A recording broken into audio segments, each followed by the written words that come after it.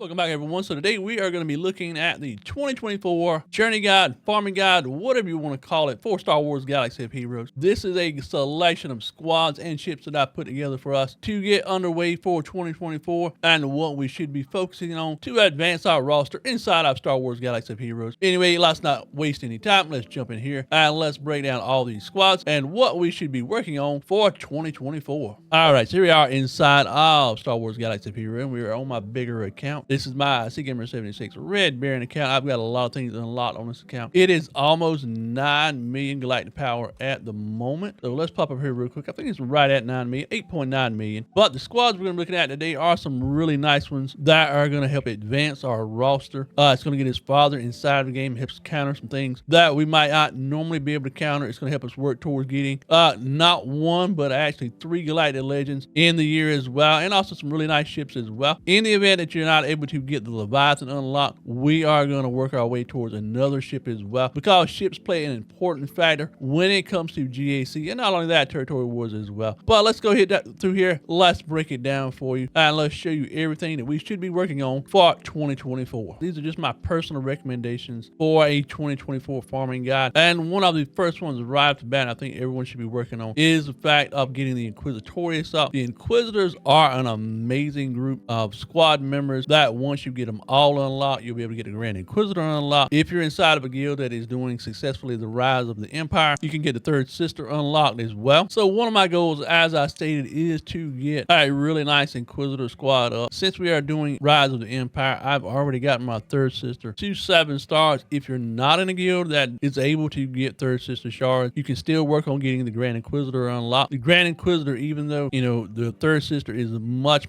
better option for this squad, the Grand Inquisitor still does a really nice job when paired with the rest of the Inquisitor group. So getting those base group up, getting all of them 7 star to get them relicked out. They're all farmable, so you can all get, you know, really nice shards for them, get them upgraded, get them starred, 7 starred out, and get them relicked up. That way you can work on the Grand Inquisitor. And the fact now that you can actually do the Grand Inquisitor anytime without having to worry about the event becoming available makes it that much more of a plus. But again, if you're able to get the Third Sister upgraded and get her to 7 stars, that's going to be your primary goal. Grab her, grab the Grand Inquisitor, and throw in the other 3 Inquisitors as well, and you'll have a really nice squad that will be able to let you take down some GLs, some really high-end squads as well. And on the surface, they are just absolutely tough to take down in and of themselves. The next group that I want us to take a look at is for getting the Leviathan unlocked, and that is going to require you to farm Darth Revan, Malak, Malgus, Sith Assassin, and the Empire Trooper. Not only that, you have ships that go along with this, so you're going to have to farm those as well, and this is a little bit more of an advanced farm. It's going to take a good bit of effort. If your account is not large enough to be able to get Malgus unlocked and the Seth Fury Interceptor unlocked as well, you can skip this, and my secondary ship that I would suggest that you farm would be the Profundity. The Profundity is still a really amazing ship. It doesn't require all of the conquest characters as well, and you'll walk away with a really good ship that can conquer Leviathan, Executors, and mirror matches as well, and all the other ships for that fact. If you are able to farm Leviathan, I would highly suggest doing it, because it is going to give you the top tier ship, capital ship inside of the game right now. Let me pop over here real quick. I want to show you the little ships that go along with it. So let's get out of here. Let's go to fleet. And these are the ships you're going to be farming right here.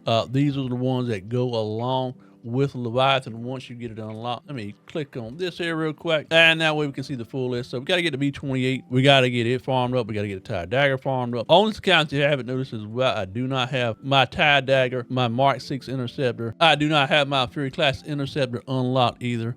However, I do have the Sith Assassin ship, and that is one of the prominent priority ships that you're going to be working on with a really strong Leviathan group. So right now, I don't really have access to getting it unlocked except for once a month after the Conquest event. So it's going to take me quite a while to get it unlocked. I do have the Profundity unlocked already, so this is going to be a slow grind for me. I'm not really investing a lot of effort into it because of the fact I have other higher priorities that will take me to a much farther along place than getting this unlocked at the moment. However, I will be continually working on it to get that ship unlocked and get the Leviathan capital ship unlocked for myself.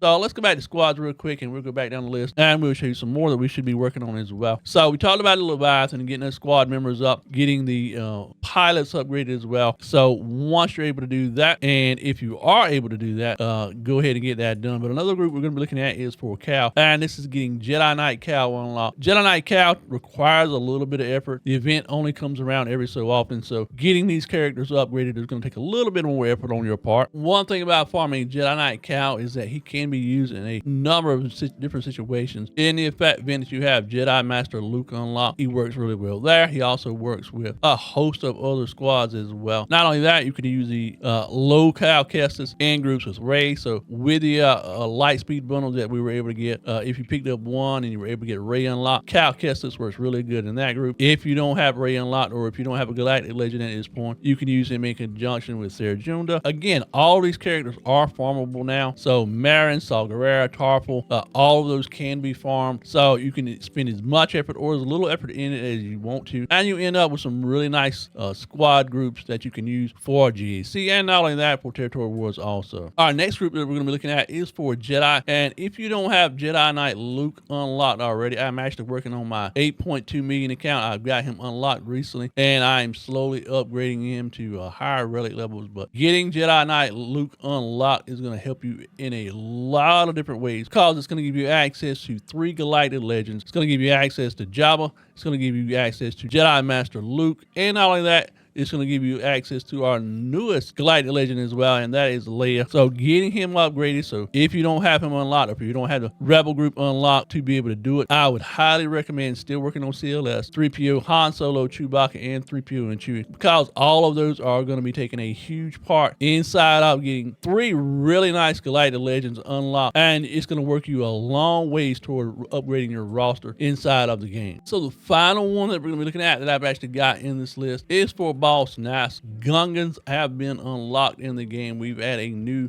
character class inside of the game. We don't really know a lot about what's going to be coming to this year, except for the fact that we're going to be getting Jar Jar inside of the legendary aspect of the game. So this can be a farm that you would consider later on. Right now, you can't farm him currently. The event is currently going on inside of the game. So you get enough to be able to get him unlocked to 3 stars. You can buy, through shipments to get him upgraded if you want to do something like that. But I know a lot of y'all, and myself included, we're not going to be spending that kind of money just to get a character unlocked. If you have that kind and you want to get him upgraded to 7 stars, go for it.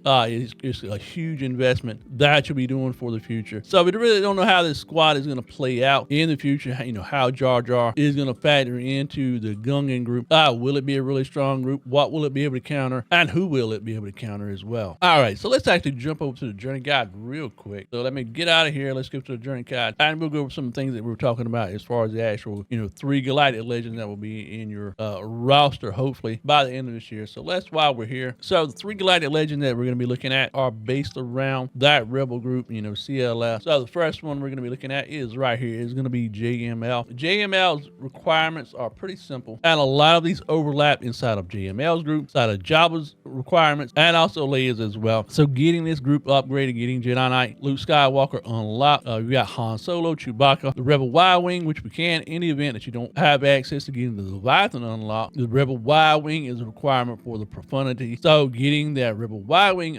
unlocked and upgraded is going to help you out getting a really nice capital ship as well. So when we pop over to these other Galactic Legends, you're going to notice that a lot of the requirements for these particular Galactic Legends, they overlap, and that's going to be really useful for us because it's going to require us to do a lot less farming if we focus on getting these 3 unlocked. And again, that is going to amazingly work our roster toward a really, really nice set of squads that we can have inside of games. So there was JML. That was the requirements for him. Pop over here to Jabba real quick. Jabba, again, as I said, some of the requirements for him overlap with JML, and it was going to require us to farm several different squads as well. We got Corsan that we would have to farm. Han Solo, which again, Han Solo, you got to have it for the Millennium Falcon. The Millennium Falcon is another requirement for the Profundity as well. So not really a requirement, but having the Millennium Falcon available to use the Profundity profundity is an absolute, requirement when it comes to making a really nice profundity group. So if you notice, as I said, we've got some of the overlapping, requirements for Jabba for JML. We've got Han Solo. We've got Jedi Knight Luke Skywalker in here as well. We've got C-3PO in here also. But again, a lot of these requirements, we've got Boushh Leia. She's going to be a requirement for Galactic Legend Leia as well. So let's get out of here. We've got Boba Fett also is a bounty hunter. So let's go over here to Leia also. And again, now that they are all farmable, Captain Rex,